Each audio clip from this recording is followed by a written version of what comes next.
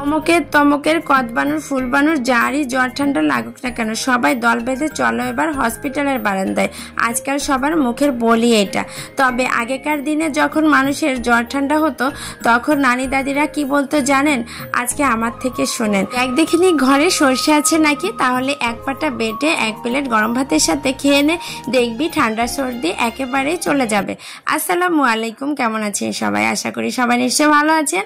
আলহামদুলিল্লাহ আমিও ভালো আছি। তবে একটু ঠান্ডায় ভুগছি বলেই সর্ষে বাটা ভর্তা নিয়ে আসলাম। আসলে সর্ষে ভর্তা শুধু একটা ভর্তাই নয়, এটা কিন্তু মহা ওষুধ বলে পরিচিত। সর্ষে পাতার একটা টিপস হচ্ছে সর্ষের সাথে লবণ আর কাঁচামরিচ দিয়ে বাটলে কিন্তু তেতো হয় না। তো আমি এখানে সর্ষেটাকে প্রথমে ব্লেন্ডারে ঝাড়ে নিয়েছিলাম ব্লেন্ড করার জন্য, কিন্তু অনেকটা সময় লেগেছিল, হচ্ছিল না। এজন্য ভাবলাম ভর্তাটা পাটাতেই সুবিধা হবে বাটতে।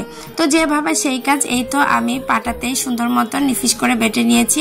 এই বাটাটা রেখে এখন আমি চলে যাব এটা তেলে দেওয়ার জন্য প্রসেসিং করতে। তো আমি প্রথমে হচ্ছে একটা ফ্রাই প্যান দিয়েছি চুলায়, আর সরিষা বাটার জন্য অবশ্যই সরিষার তেল দিতে হবে। সরিষার তেল দিয়ে এখন পরিমাণ মতো পেঁয়াজ কুচি দিয়েছি। পেঁয়াজ কুচি এখানে কিন্তু রসুন কুচিটাও ব্যবহার করা যেত, তো আমি এখানে রসুনটাকে স্কিপ করেছি, শুধু পেঁয়াজ দিয়ে এই ভর্তাটা করে নেব। এতে অনেক বেশি স্বাদ হয়। আগেবার করেছিলাম, সেম প্রসেসিংয়ে আজও করছি।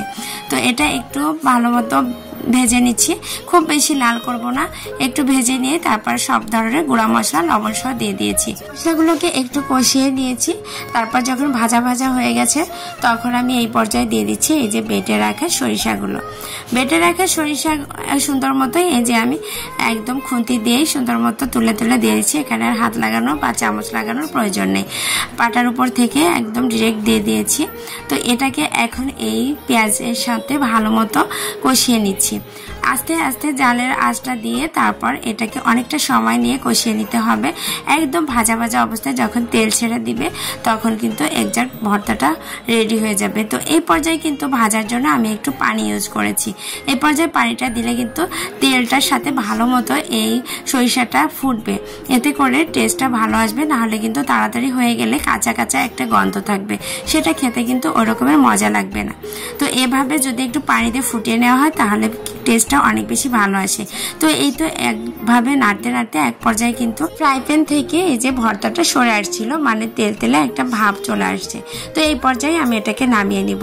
যারা আপনারা এই সরিষা ভর্তা এইভাবে কখনো খাননি, একবার হলেও এভাবে ট্রাই করে দেখবেন। আর যাদের ঠান্ডা অ্যালার্জির সমস্যা তাদের জন্য কিন্তু ভীষণ উপকারী এই ভর্তাটা।